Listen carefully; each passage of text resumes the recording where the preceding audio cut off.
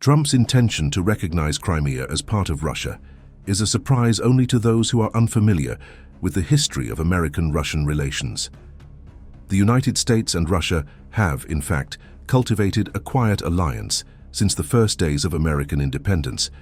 Of course, this applies to the American faction with a sovereignist mindset, the one spiritually connected to the founding fathers of the American nation.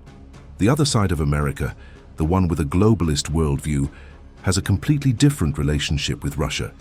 Does it sound like an exaggeration if I say that the sovereignist movement in America, led by Trump, is actually fighting to eliminate the remnants of the British crown from American soil and to reduce British influence in the global domination of trade and maritime insurance?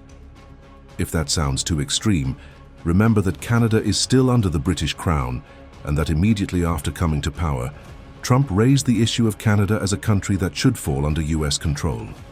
I suggest you don't ignore history, because only then will you be able to more easily understand the reasons why Trump today, just like his predecessors 170 years ago, supports Russia in its intention to secure its own piece of control over the Black Sea, and it can only do that through sovereign rule over Crimea and the Crimean hinterland, which is in fact the occupied part of southeastern Ukraine. Now let's go deeper into history to understand the repeating pattern. Russian-American relations in the 19th century represent a continuum of mutual support and strategic interests, stretching from the Crimean War, 1853-1856, through Russia's assistance to the United States during the Civil War, 1861-1865, all the way to the purchase of Alaska in 1867. This period illustrates how the two powers, despite their geographical distance, shared common enemies, primarily Great Britain and to a lesser extent France, and how they supported each other in moments of weakness. I place special emphasis on the troubled relations of the US and Russia with Britain and France, as well as on the lesser-known American support for Russia during the Crimean War, which laid the foundation for later cooperation. This dynamic was driven by diplomatic, economic, and security interests, which culminated in the Alaska transaction, changing the map of North America. Russian-American relations had a positive foundation dating back to the American Revolutionary War, 1775-1783, when Russia, under Empress Catherine the Great, refused to help Britain suppress the rebellion, thereby indirectly supporting the young American Republic. This attitude continued into the 19th century, when both countries shared an anti-British sentiment. For Russia, this was due to its rivalry in Europe and Asia, known as the Great Game, for control over Central Asia, including Afghanistan and Persia.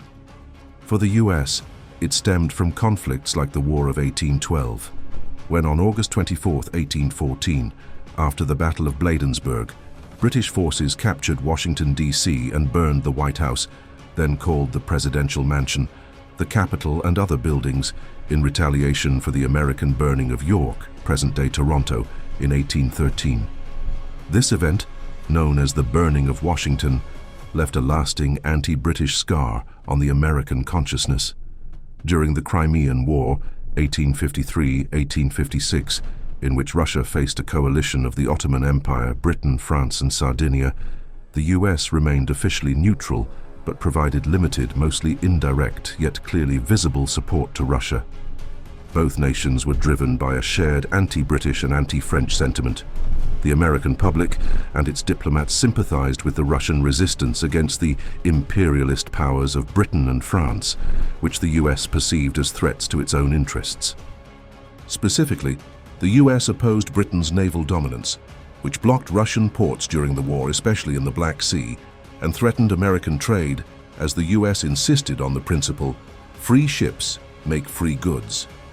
US-British relations were tense due to earlier border disputes, like the Oregon Crisis of 1846, and France was seen as Britain's ally in an attempt to limit Russian expansion in the Balkans and the Black Sea, as well as in the so-called Great Game, where Britain saw Russia as a threat to its Indian colonies.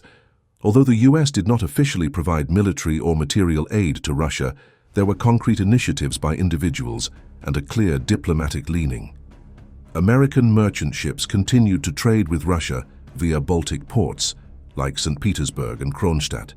supplying food and textiles despite the British blockade of the Black Sea. These commercial contacts, though limited, helped Russia maintain economic stability. The American ambassador in St. Petersburg, Thomas H. Seymour, expressed sympathy for the Russian position in his reports to the State Department, emphasizing that Russia was fighting for its legitimate interests in the Black Sea. The American press, particularly Democratic newspapers like the New York Herald, often portrayed Russia as a defender of Christian interests against the Ottoman Empire and British imperialism, which resonated with a segment of the public. Some American doctors and surgeons traveled to Russia, especially during the siege of Sevastopol, 1854-1855, to help treat the wounded. For instance, Russian sources mention foreign doctors in hospitals, and some historians speculate that Americans were among them, motivated by humanitarian or anti-British reasons. There are indications that American engineers, through private channels, shared certain technological knowledge relevant to the Russian defense effort. There are also unconfirmed reports of American attempts to sell weapons to Russia, but the British blockade prevented such activities. A military observer, George B. McClellan, later a famous Union general, visited Russia in 1855 as part of an American commission to study the war and expressed admiration for the Russian fortifications at Sevastopol, which indirectly contributed to an exchange of knowledge. The Crimean War drastically weakened Russia, both financially and militarily. It lost around 500,000 soldiers, mostly to diseases like cholera and typhus rather than direct combat, and was forced to accept defeat and demilitarize the Black Sea under the 1856 Treaty of Paris. This compelled Russia to get rid of Alaska as soon as possible, as the US could have practically annexed it, and there was also a danger that the British would. However, strong ties with the US as a potential ally against common rivals led to America buying Alaska from Russia, thereby helping it more easily heal the wounds from Crimea. But before that, Russia came to America's aid, specifically to the Union's aid during the American Civil War, 1861-1865. In contrast to Russia, Britain and France sided with the Confederacy, the South, seeing it as an opportunity to weaken the US and secure cotton for their industries. Britain even built ships for the Confederacy, like the CSS Alabama, which attacked Union vessels. Russia stood firmly with the Union, the North. In 1863, Russia sent 2 naval squadrons, the Baltic Fleet, 6 ships under Admiral Lisovsky, to New York, and the Pacific Fleet, 6 ships under Admiral Popov, to San Francisco. This move was interpreted as direct support for President Abraham Lincoln, as the presence of Russian ships, including the 51-gun frigate Oslabya, deterred a potential British or French intervention on the side of the Confederacy. Russia's motivation was twofold. First, it was a reciprocal gesture for America's favor and support during the Crimean War. Russia saw the US as a counterweight to British power, which threatened Russian interests in Asia during the Great Game. Just as Russia had been isolated by Britain and France in the Crimean War, the US was now threatened by the same powers in its civil war. France even intervened in Mexico from 1862 to 1867, installing Emperor Maximilian, which threatened American interests. This gesture solidified Russian-American ties, creating an atmosphere of trust that facilitated the later negotiations over Alaska. The American press and public celebrated the Russians as allies, and Lincoln expressed his gratitude, laying the groundwork for future cooperation. This continuity was crowned by the purchase of Alaska in 1867, when Russia sold the territory to the US for $7.2 million under a treaty signed on March 30th in Washington. This transaction was not just a business deal, but a strategic move that reflected their previous relationship, including American support during the Crimean War and Russian support during the Civil War. Russia had offered to sell Alaska as early as 1859, but the Civil War delayed negotiations. After the war, Secretary of State William Seward and the Russian ambassador Eduard de Steckel quickly concluded the agreement. For Russia, the sale was a favor to itself.